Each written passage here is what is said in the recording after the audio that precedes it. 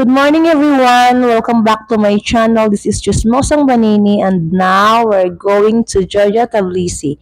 So good morning guys! Nandito kami sa King Khalid International Airport. Kasama ko po yung mga makakasama namin papuntang Georgia.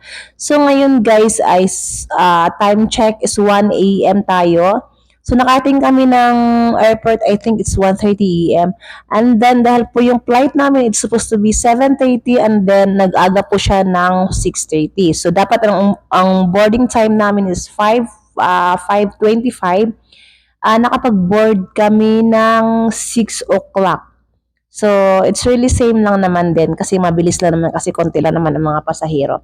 So nandito na kami ngayon after 2 hours or like 3 hours and yan ang nakikita namin dyan sa labas. So ayan, maraming walang tao, tulog sila. A few moments later.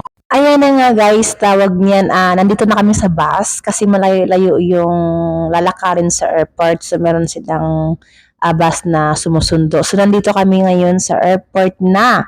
Papunta na kami sa immigration which is may nakita kami dyan na welcome to Tbilisi pero bawal pala magpa-picture dyan sabi ng isang security which is hindi niya kami napigilan. Nagpa-picture pa rin kami. So after yun yan, hindi ko na po na-videohan ang palabas dahil ay na-busy na kami. Nandito na kami sa labas ng airport at kinuha na kami ng aming tour guide. So papunta na po kami ngayon ng hotel which is 30 minutes from the airport ang hotel kung walang traffic. So, ito na nga. Nandito na kami sa aming hotel which is i-drop lang namin yung aming mga luggage and then we're going to continue our tour. So, nandito na nga sila. Ayan na, naglabasan na. Actually, kumuha kami ng isa pang taxi kasi nga ang nadala niya is maliit na car. 8 luggage yun. Paano magkakasya sa 8 luggage ang isang car lang? So, kumuha siya ng taxi. Nandun yung ibang mga luggage namin sa isang taxi.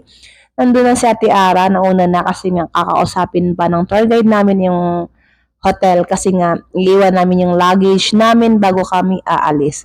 So guys, tara, pasok tayo. And thank you for watching guys. Don't forget to hit like and share my video. Bye!